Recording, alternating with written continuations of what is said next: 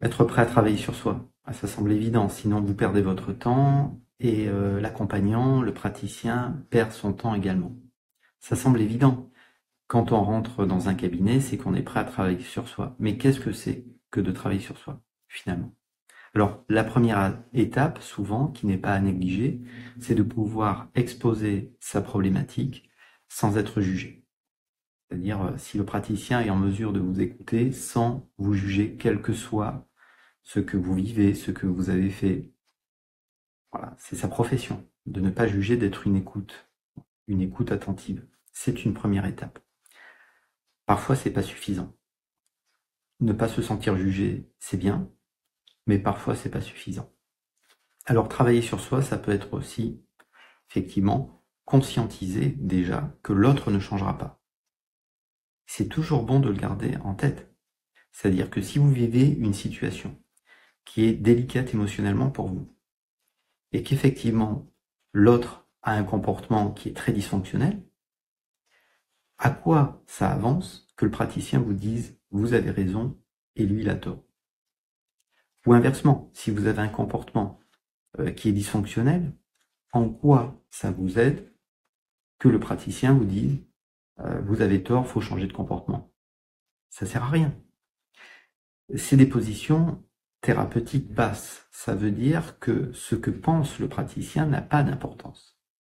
Par contre, il peut vous accompagner dans votre capacité à changer peut-être votre point de vue, votre manière de regarder l'événement que vous avez vécu ou par exemple la relation.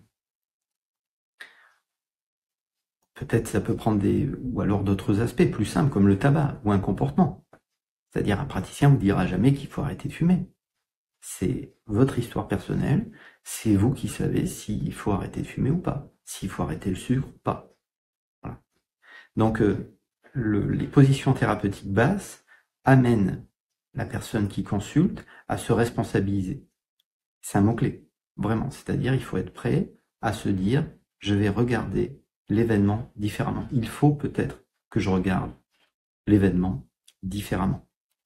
Et si c'est votre souhait, alors effectivement, le praticien, l'accompagnant va pouvoir travailler avec vous dans ce sens-là.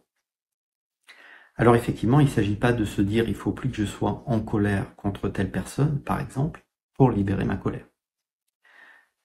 Nos émotions, donc la colère, la tristesse, la peur, la culpabilité, la frustration, j'en passe et des meilleurs, toutes les émotions sont des contractions énergétiques. C'est-à-dire que si on ne se coupait pas de notre corps, si on passait par le corps, quand on évoquerait certaines choses qu'on a vécues, on ressentirait certaines choses. Tant que ces contractions énergétiques, ces contractions ressenties dans le corps sont là, ça structure, on va dire, des croyances inconscientes.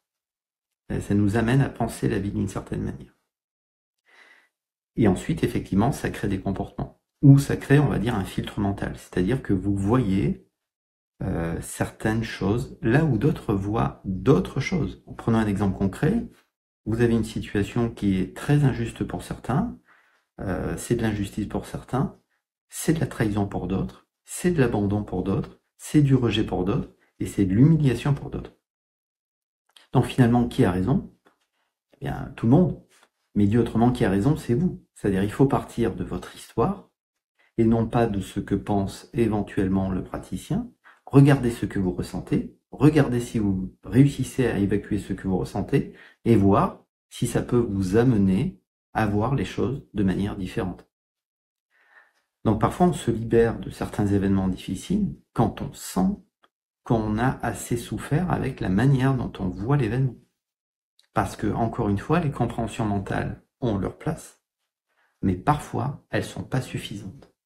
Et parfois, si on peut libérer certaines sensations, certaines émotions, ça redessine totalement la manière dont on voit les choses parce que la croyance inconsciente a sauté. Mais ça, je prendrai soin de vous l'expliquer au cabinet si vous le souhaitez. Donc, c'est important de le rappeler, c'est des positions thérapeutiques basses, et donc le praticien ne peut pas savoir pour vous. Voilà. Donc, son point de vue n'a pas d'importance. Par contre, il peut vous écouter sans vous juger, et il peut vous accompagner dans votre désir de changer, c'est-à-dire partant du principe que l'autre ne changera pas ou que la situation a eu lieu, eh bien, peut-être que c'est à moi maintenant de libérer ces colères. Oui, d'accord, c'est injuste ce que j'ai vécu. Oui, d'accord, j'ai été abandonné. Oui, d'accord, c'était humiliant. Oui, d'accord, j'ai été trahi. Oui, j'ai été rejeté. Mais tant que je porte ça, ça m'enlève mon bien-être, ma paix, ma tranquillité.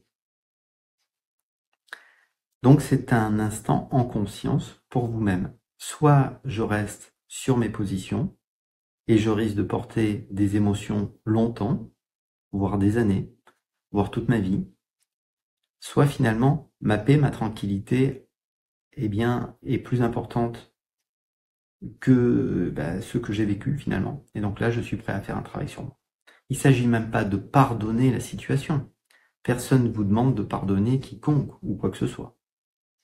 Ce qui est proposé souvent, quand on fait de la désensibilisation oculaire, quand on fait de l'hypnose, ça va être de passer par le corps, de libérer cette sensation pour voir si ça redessine la manière dont je vois l'événement. Si l'événement devient moins difficile, plus simple à vivre, par exemple.